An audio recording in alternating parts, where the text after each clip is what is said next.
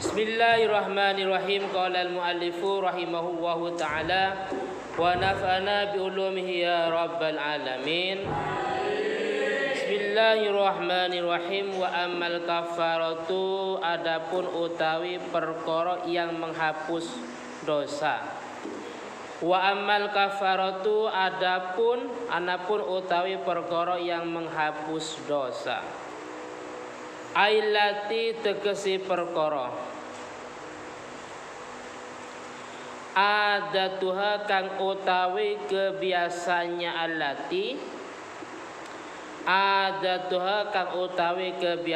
allati antam huwa al khati'ah antam huwa iku yento menghapus opo allati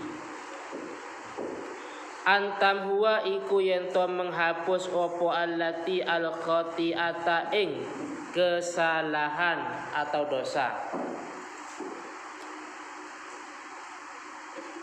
Al khati'ata ing kesalahan menjelaskan tentang dosa-dosa bisa luntur, bisa terhapus dengan apa yang kita kerjakan di bawah ini, yaitu faisbahul wudu'i, mongko itu menyempurnakan wudu. Faisbahul wudu'i, mongko iku menyempurnakan wudu. Fis sabarati, ing dalam waktu yang sangat dingin. Fis sabarati, ing dalam piro-piro waktu yang sangat dingin. Seperti sekarang karena musim hujan, tapi kita ketika wudhu tetap dalam keadaan sempurna. Artinya sempurna itu bukan cuma sekedar melaksanakan kewajiban, bukan cuma melaksanakan fardhu wudhu, akan tetapi kesunahan wudhu itu dilaksanakan. Contohnya sebelum wudhu kita kumur-kumur dan juga menghirup air, dan juga kita membersihkan kedua tangan kalau tidak ada najis atau kotorannya. Kalau ada najis itu bukan sunnah, tapi hukumnya wajib menghilangkan najis. Terus kita pakai siwak umpamanya, atau sikat gigi atau yang lain. Terus melaksanakan yang sifatnya 3 kali. Seperti membasuh muka sebanyak 3 kali, kedua tangan sebanyak 3 kali, dan seterusnya. Itu pengertian isbal atau wudhu dengan cara sempurna.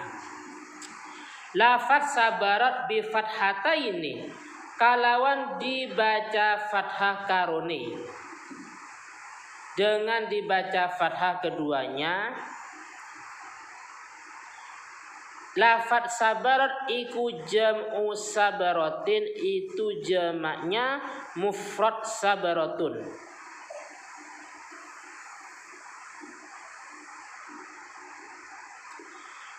Sabratun bi fathin fasukun, bi fathin kalawan dibaca fathah sab, fasukun mongko dibaca sukun saba, sinnya fathah, ba-nya dibaca sukun. Jadi mufradnya sabratun, jamaknya sabaratin. Artinya ai tegese itmamil wudu'i, menyempurnakan wudu. Ai tegese itmamil wudu'i, menyempurnakan wudu. Fi waqti syiddatil bardi, fi waqti syiddatil bardi, ing dalam waktu yang sangat dingin. Ing dalam waktu yang sangat dingin. Seperti sekarang ya, cuacanya sangat dingin, tapi ketika berwudu kita tidak cukup melaksanakan fardhunya wudu, sunnahnya juga dilaksanakan. Gambaran sempurna bi an ya'tiya bisunanihi, bi an ya'tiya kalawan yento melaksanakan sapa wong, bi an ya'tiya kalawan yento nekaaken sapa wong. An ini namanya an taswir. Contohnya taswir itu contoh. bi an ya'tiya kalawan yento nekaaken atau melaksanakan sapa wong bisunanihi sunanun kalawan pira-pira kesunahan wudu bisunanihi kalawan pira-pira kesunahan wudu. Jadi pertama yang bisa melunturkan, yang bisa menghapus dosa adalah menyempurnakan wudu. Tapi catatan, yang dimaksud dosa di sini pertama bukan dosa besar. Kalau dosa besar tidak bisa, dosa besar itu luntur atau hilang atau hapus dengan sebab menyempurnakan wudu. Apa dosa besar? Dosa besar contohnya seperti kalqotsli, seperti membunuh. Jadi kalau membunuh itu tidak bisa hapus dengan menyempurnakan wudu. Atau seperti syurbul khomri, minum minuman keras, miras.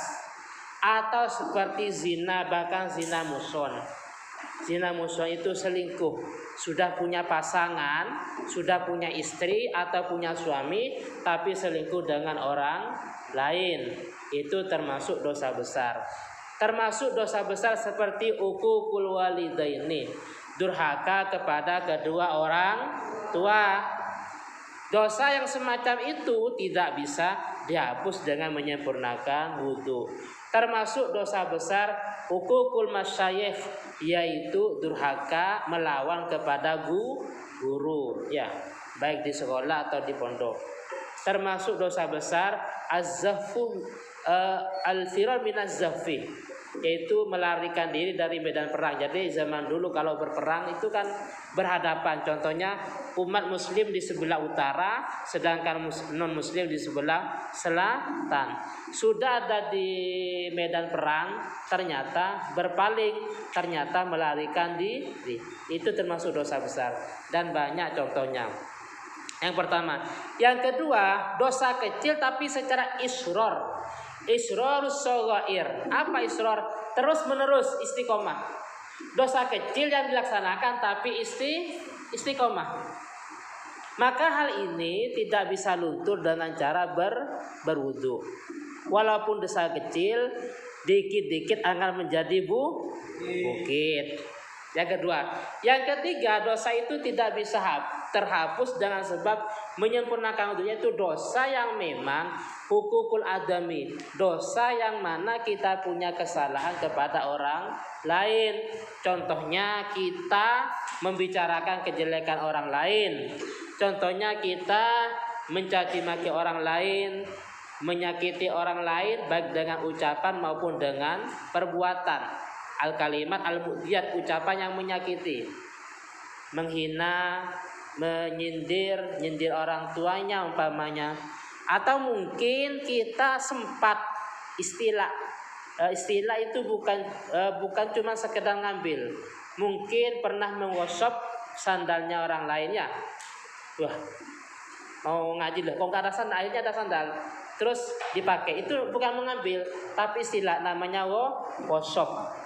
Atau mungkin temannya pulang, ternyata pakai sarung temannya, ya, pakai sarung temannya, pakai seragam punya temannya tanpa izin. Itu gosok. Anaudzubillah, bahkan sampai mencuri, merampok atau yang lain. Maka karena itu sifatnya hak adami, maka tidak bisa terhapus, tidak bisa luntur dengan cara menyempurnakan wudu. Jadi yang dimaksud dosa itu akan luntur dengan menyempurnakan wudu yang kalau memang dosa kecil dan itu pun bukan terus menerus, bukan dosa besar atau bukan dosa kecil yang secara istiqomah, atau bukan dosa yang memang ada kesalahan atau hak-hak yang memang ada kaitan dengan sesama manusia.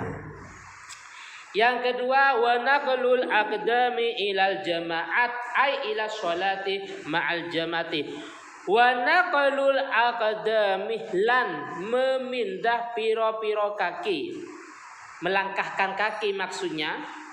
Yang kedua yang bisa menghapus dosa, wa naqlul aqdami, dan melangkahkan beberapa kaki ilal jama'ati, maring sholat berjamaah.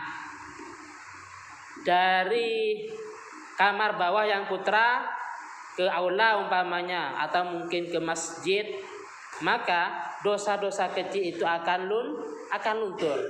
Begitu juga yang putih dari lantai 2 ke sini ke aula umpamanya atau dari kamarnya masing-masing, namanya naklul akdam. Bahkan dikatakan bikulli khati'ah wa khati'ah, setiap langkahan kaki itu akan menghapus dosa kita. Berarti tambah jauh tempatnya, tambah banyak dosa yang dihapus. Makanya kalau bisa, walaupun sholatnya di aula Farhan, lewat Karangpilang, wah muter umpamanya. Yang putih sama ya kan, masih lewat pasar. Mau jemaah di sini lewat pasar. Dengan tujuan dosa yang luntur, yang hilang itu biar lebih banyak. Itu maksudnya kalau bukan anak pondok. Kalau pondok sudah ya. Bahkan dianjurkan lewat di tempat yang berbeda. Paham ya? Contoh kalau yang putra berangkatnya lewat di pintu bagian utara, keluarnya atau pulangnya lewat pintu yang bagian selatan.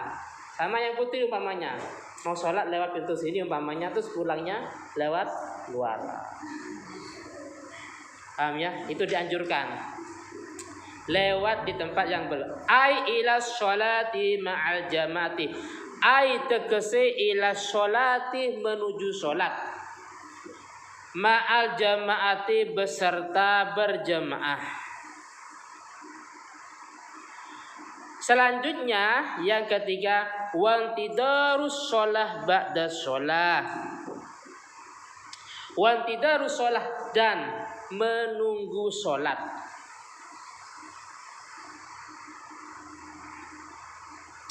Ba'da sholati ing dalam setelah sholat yang lain. Contohnya setelah maghrib nggak langsung pulang, tapi nunggu sholat isya, paham ya? Contohnya sudah berkeluarga, Mas Putra berkeluarga sama Mas Putri ya. Jadi sholat di masjid, setelah sholat maghrib tidak langsung pulang, tapi intidarus sholat, menunggu sholat isya ba'da sholat, setelah sholat maghrib yang tadi. Ini bisa digambarkan antara sholat maghrib dengan isya, karena selain maghrib dengan isya ini sangat sulit. Contohnya sangat sulit kita temukan, contohnya setelah duhur umpamanya, duhurnya jam 12, terus gak langsung pulang dengan alasan menunggu sholat asar. Padahal di rumah kan ada beberapa kewajiban ya, di rumah atau mungkin punya aktivitas harus kerja. Atau mungkin selain maghrib isya ini bisa digambarkan antara sholat fardhu dengan sholat sunnah. Contohnya setelah sholat subuh kita nggak langsung pulang, masih wiritan, masih baca Al-Quran. Setelah itu kita nunggu waktu sholat duha. Paham ya? Jadi bisa digambarkan antara maghrib dengan isya, atau mungkin antara subuh dengan waktu duha. Bahkan selain di sini bahasanya menghapus dosa. Kalau hadis lain mengatakan itu pahalanya seperti pahalanya haji dan umroh, tamatan kata Nabi, sempurna dan sempurna. Tujuannya menunggu itu rasa liusolliyaha fil masjid, liusolliyah supaya sholat sapa wong, supaya bisa melaksanakan sholat ing sholat fil masjid, ing dalam masjid. Jadi menunggunya karena ingin sholat yang berikutnya. Jangan sampai seperti ini, setelah maghrib masih ngobrol di masjid, adzan isya pulang. Paham ya? Itu sebuah kesalahan. Saya ulangi lagi, praktek yang salah. Setelah maghrib masih ngobrolnya sembarang. Fi mas'alati dunya, masalah urusan duniawi. Gimana urusan kantor? Enggak boleh ya. Urusan pekerjaan enggak boleh ngobrol di dalam masjid. Kenapa? Karena akan mendapat doa dari malaikat, didoakan semoga usaha kita itu dalam keadaan turun drastis. Al-khosar, semoga dalam kerugian. Paham ya? Jadi kalau masalah urusan duniawi tidak boleh ngobrol di dalam masjid. Jadi praktek yang salah, setelah maghrib masih ngobrol. Adzan isya ternyata pulang. Nah, itu yang salah. Yang benar setelah maghrib sambilnya iktikaf, baca Al-Quran atau mungkin mengikuti pengajian di kampung-kampung. Nah, ikuti pengajian wiritan. Setelah adzan isya baru sholat sunnah qabliyah dan melaksanakan sholat isya secara berjamaah. Wa misluhu lan iku seperti intidarus sholat, seperti menunggu sholat, yaitu intidaru kulli khairin, utawi menunggu setiap kebaikan. Intidaru kulli khairin, utawi menunggu setiap kebaikan. Jadi menunggu setiap kebaikan itu samanya dengan menunggu sholat. Artinya apa? Bisa menghapus atau melunturkan dosa kecil. Contohnya